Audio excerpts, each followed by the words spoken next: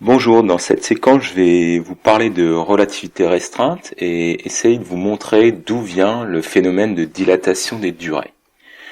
Tout d'abord, je vais me placer dans un cas assez simple en mécanique newtonienne. Alors la mécanique de Newton, c'est celle qui a été effectuée avant que Einstein nous explique qu'il y avait un problème et que tout ne pouvait pas se passer aussi simplement que ceci. Je vais me placer ici dans le cas d'un wagon qui se déplace avec une vitesse v train, donc vers la droite, et je vais mettre un homme dedans, donc qui marche avec la vitesse vh, donc vitesse de l'homme. Si je me place ici dans le train, la vitesse de l'homme va tout simplement être ici, donc la vitesse de marche de celui-ci. Donc dans le train, la vitesse de l'homme par rapport au train est tout simplement égale à la vitesse de marche de l'homme. Quand je vais me placer sur le quai, les choses sont un petit peu plus compliquées, mais restent relativement simples. Ce que je vais voir moi sur le quai, c'est un train qui avance avec dedans en plus un homme qui avance.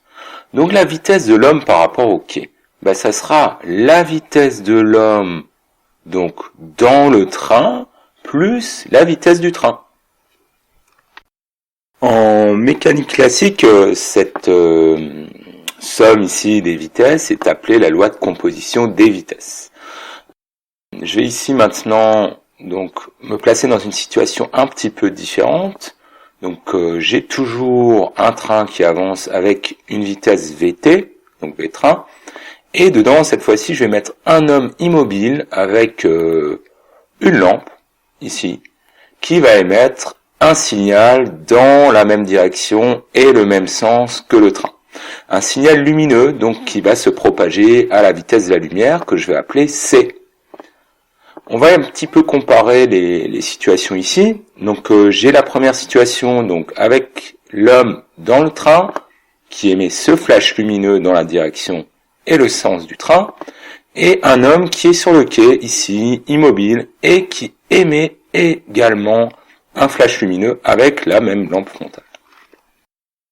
En regardant un petit peu ma loi des compositions de vitesse que j'ai vu qui fonctionnait bien en mécanique classique, je vais essayer ici de l'appliquer à cette situation donc où l'homme va émettre son flash lumineux dans le train, et tout naturellement je devrais obtenir finalement là, pour quelqu'un qui regarde la situation sur le quai, une vitesse du flash lumineux qui est égale à la vitesse donc de la lumière dans le train plus la vitesse du train. En fait, c'est pas exactement ce qu'on observe, enfin c'est même pas du tout ce qu'on observe.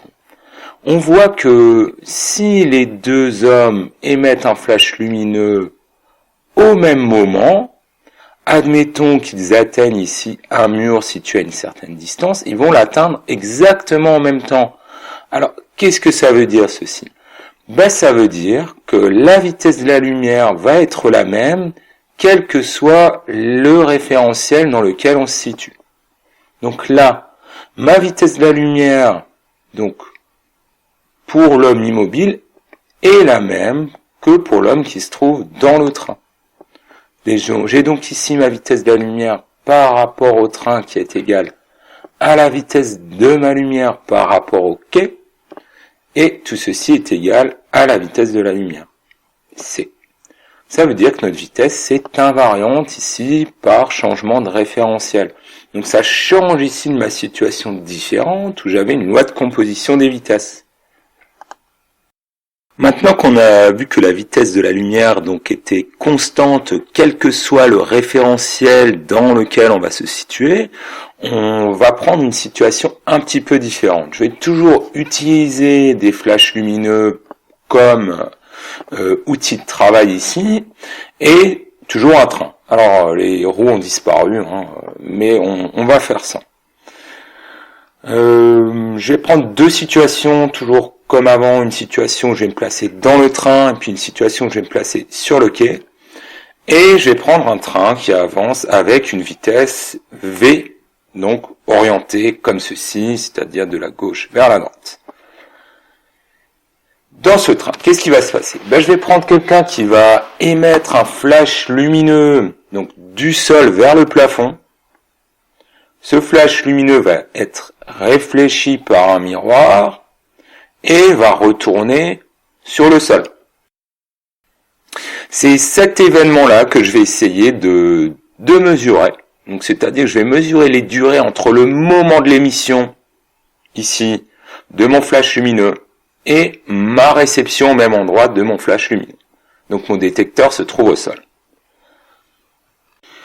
La situation dans mon train est assez simple à étudier. Je suis donc dans mon train, donc il circule à une vitesse V par rapport au quai, mais dans mon train, je suis tranquillement immobile, et puis, qu'est-ce que j'observe? J'observe que mon flash lumineux va parcourir un aller puis un retour, c'est-à-dire une distance ici de 2 fois L. À quelle vitesse? À la vitesse de la lumière. C'est un flash de lumière ici, donc 2 fois L à la vitesse de la lumière. Ça va nous permettre de calculer ici rapidement, ou de mesurer même, la durée entre l'émission et le retour. Cette durée est tout simplement égale à 2L divisé par C. Sur mon quai, les choses sont un petit peu plus compliquées. Je suis sur mon quai, je vois un train passer avec une vitesse V. Alors à l'instant T1, le flash va être émis donc à ce niveau-là. À l'instant T2, il touche le plafond, il est réfléchi.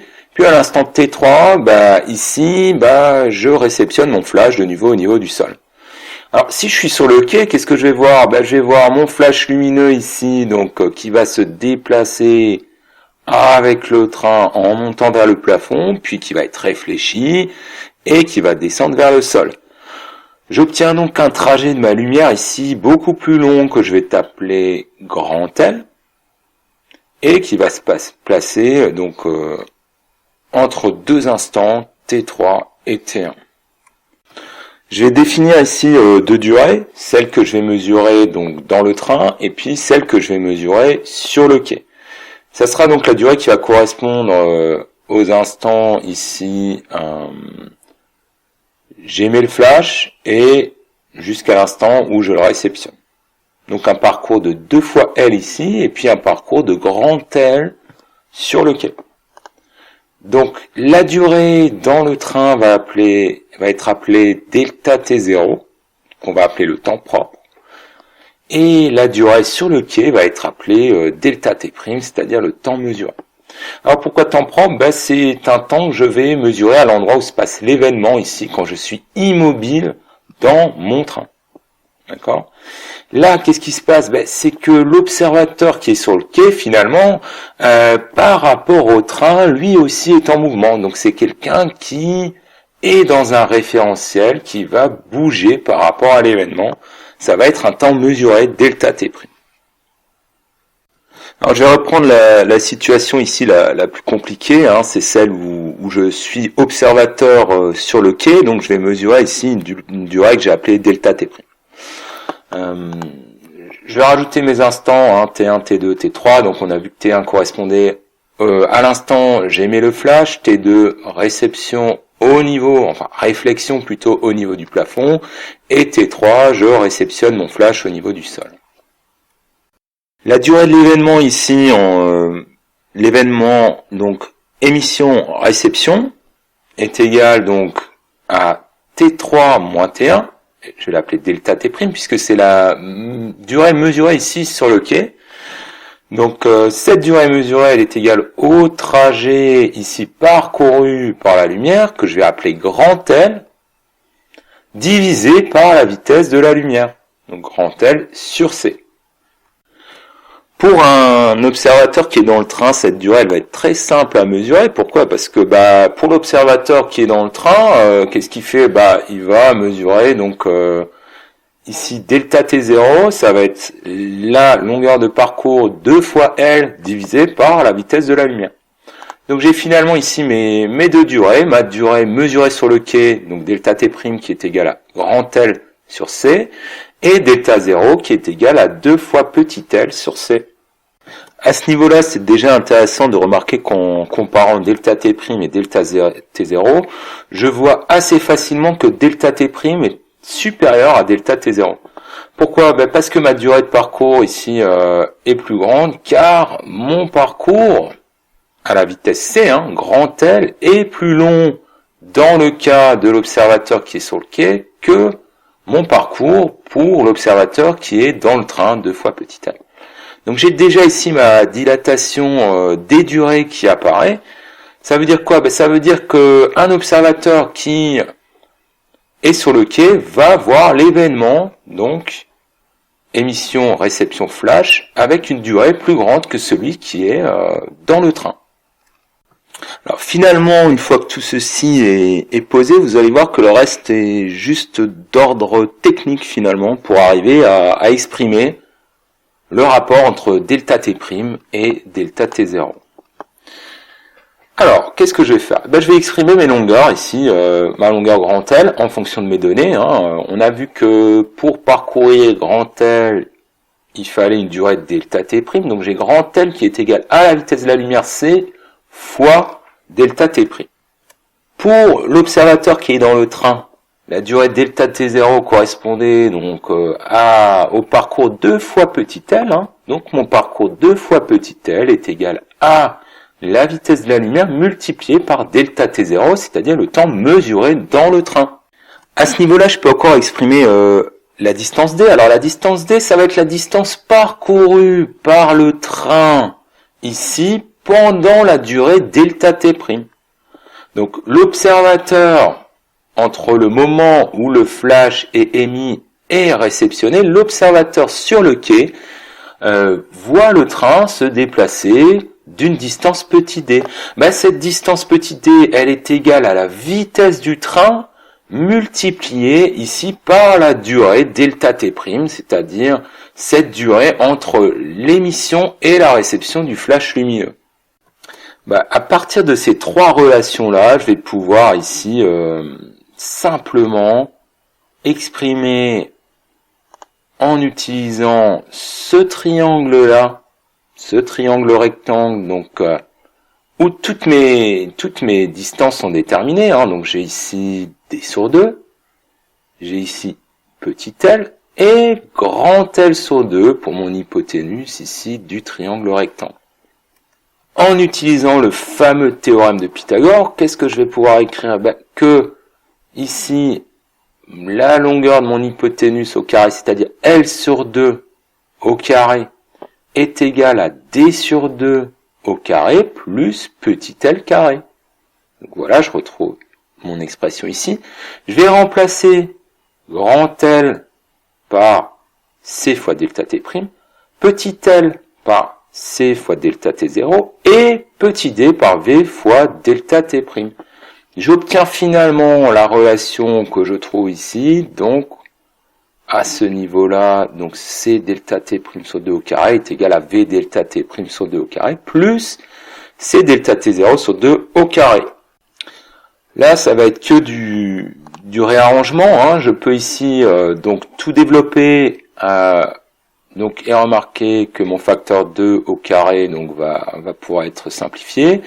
Je peux aussi là regrouper les termes en delta t' carré, donc qui vont être facteur de c carré moins donc v carré, qui vient donc de ce terme-là. Et je vais regrouper le terme en delta t0 carré, donc c carré fois delta t0 carré. Je vais ensuite factoriser ici par c carré. J'obtiens donc ici delta t' carré multiplié par c carré et facteur de 1 moins v carré sur c carré, donc v sur c au carré. Et là, je n'ai pas touché à mon membre de droite, c carré fois delta t0 au carré. Je vais diviser, donc, alors, je vais pouvoir simplifier par c carré, ça va être assez simple, et je vais en même temps diviser par mon membre ici, 1 moins v sur c au carré. J'obtiens donc cette égalité-là entre delta t' au carré et delta t0 au carré si je veux ma relation entre delta t' et delta t0, c'est-à-dire ma durée mesurée et ma durée propre. Je vais encore donc prendre la racine carrée de chaque côté et j'obtiens finalement delta t', donc égale delta T0 sur un terme, donc qui vaut racine de 1 moins V sur C au carré. Alors couramment, on écrit cette relation sous cette forme-là, delta T' égale gamma delta T0 et gamma, donc c'est ici mon facteur donc de dilatation des durées, et gamma il vaut 1 sur racine de 1 moins V sur C au carré.